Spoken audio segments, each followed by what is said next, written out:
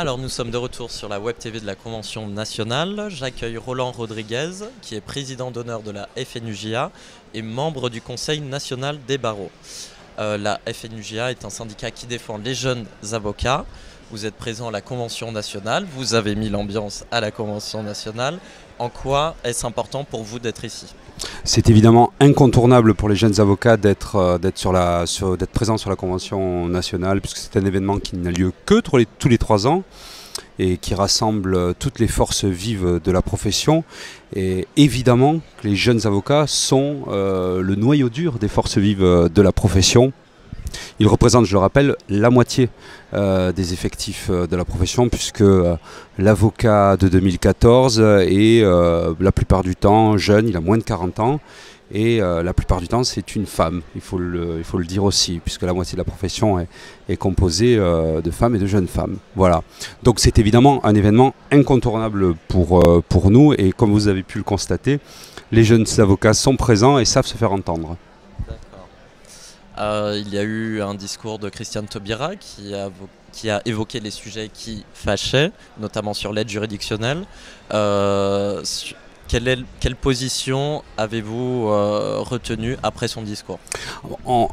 Évidemment, on ne peut qu'être déçu par la position de la ministre sur le sujet. On reconnaît qu'effectivement il peut y avoir des avancées dans le rapport Le Bouillonnec, c'est exact, mais les financements complémentaires qui sont envisagés ne sont pas à la hauteur des enjeux. On n'est pas allé au bout du processus qui devrait permettre justement de compléter le financement de l'aide juridictionnelle. Les pouvoirs publics restent bloqués sur cette idée que ce serait à la profession de supporter la charge, y compris la charge financière du financement de l'aide juridictionnelle, et ça c'est tout simplement inacceptable. Je crois que la garde des Sceaux l'a compris. Ce qu'on regrette, c'est que à partir du moment où cet aspect-là est entendu par les pouvoirs publics, on ne cherche pas d'autres solutions. Voilà. Ensuite, les jeunes avocats sont très inquiets sur les structures dédiées, puisque on lit dans le rapport Le Bouillonnec que est envisagée l'extension des structures dédiées qui, on le sait, aboutiront à une espèce de justice à 2 vitesses, avec véritablement d'un côté des avocats fonctionnaires, ou en tout cas quasi-fonctionnaires, conventionnés, qui ne feraient, entre guillemets, que de l'exercice au titre de l'aide juridictionnelle. On sait pertinemment que cette solution-là n'est pas une bonne solution, ni pour les confrères qui se perdront dans ces structures conventionnées, parce que c'est véritablement un carcan duquel ils sortiront difficilement, ni pour le justiciable, parce que ce n'est pas, à mon avis, très respectable de dire au justiciable, voilà, vous avez droit à l'avocat conventionné. L'aide juridictionnelle doit permettre au justiciable le choix de l'avocat. Et permettre le choix de l'avocat, ça nécessite que l'avocat soit rémunéré véritablement au titre de l'aide juridictionnelle pour permettre au justiciable de choisir véritablement son avocat. Et les structures conventionnées ne permettront pas véritablement le choix de l'avocat. Et on imagine que ce serait peut-être des jeunes avocats qui seraient ces avocats conventionnés pour débuter leur carrière, ou par idéal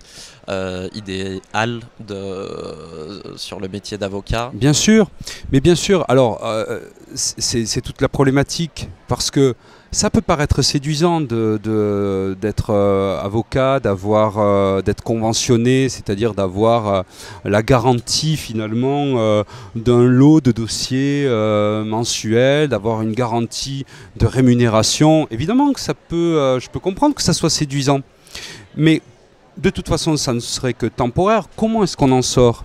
Comment est-ce qu'on sort de ces structures conventionnées une fois que pendant 1 an ou 2 ans, on a été, entre guillemets, cantonné à traiter uniquement ces dossiers, à ne pas pouvoir véritablement développer sa clientèle personnelle. Et ce qui doit être pointé du doigt, c'est que les pouvoirs publics ont bien compris leur intérêt dans le cadre de ces structures conventionnées, puisque eux, ce qu'ils veulent, c'est pouvoir faire baisser le coût de l'aide juridictionnelle au travers de ces structures conventionnées, de ces structures dédiées. Donc, au final, globalement, la profession a plus à perdre qu'à gagner à entrer dans ce jeu-là des structures conventionnées, puisque L'objectif, encore une fois, des pouvoirs publics, c'est que ça leur coûte le moins cher possible. Voilà. Donc au final, c'est la profession dans son ensemble qui sera perdante. Voilà. Alors pour sujet de conclusion, on va revenir un petit peu sur le Conseil national des barreaux. La FNUJA est représentée parmi ses élus, comme d'autres syndicats.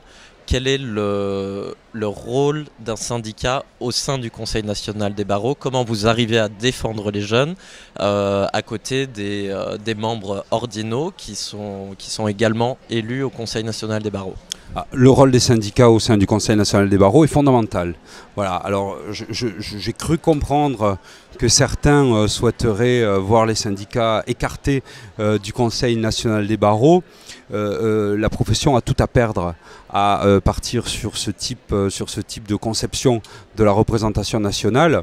Il suffit de venir assister à une assemblée générale du CNB. J'invite tous les confrères à venir assister aux assemblées générales du CNB qui sont publiques, et les confrères pourront constater la place qu'occupent les syndicats, qui est une place forte, puisque les syndicats sont là, arrivent chacun avec un véritable corpus doctrinal, avec véritablement des convictions qui sont construites au sein de chaque syndicat, et ils viennent défendre ces positions. Et face à eux, ou en tout cas à côté d'eux, il y a les ordinaux qui, bon, pour le coup, ont une expérience ordinale, mais pas nécessairement un corpus doctrinal tout à fait homogène. Voilà, c'est pas, encore une fois, c'est pas une critique, c'est un constat.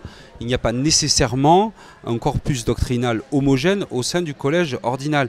Mais ce n'est pas en soi très grave, puisque l'apport du collège ordinal, c'est cette expérience, l'expérience de terrain des bâtonniers qui ont été confrontés aux réalités, qui ont une expérience toute particulière au niveau de la déontologie, bien sûr. Et à côté de ça, vous avez les syndicats qui viennent, eux, apporter des idées, apporter, je ne vais pas dire du sang neuf, mais apporter véritablement des idées prospectives et qui font avancer. Et les jeunes avocats ont des élus au sein du Conseil national des barreaux qui sont répartis dans l'ensemble des commissions. Et on joue un petit peu les aiguillons, puisque vous savez que les jeunes avocats sont des agitateurs de CNB. Et pour ceux qui viennent assister aux assemblées générales du CNB, ils peuvent constater que ce n'est pas comme ça simplement un slogan, c'est une réalité. Nous sommes véritablement des agitateurs de CNB. C'est-à-dire qu'on le fait bouger de l'intérieur pour qu'il avance mieux, pour qu'il avance plus vite et pour qu'il avance dans la bonne direction. Merci pour toutes ces précisions, Roland Rodriguez. On vous remercie et on vous souhaite une bonne fin de convention nationale. Merci Grégoire, à bientôt.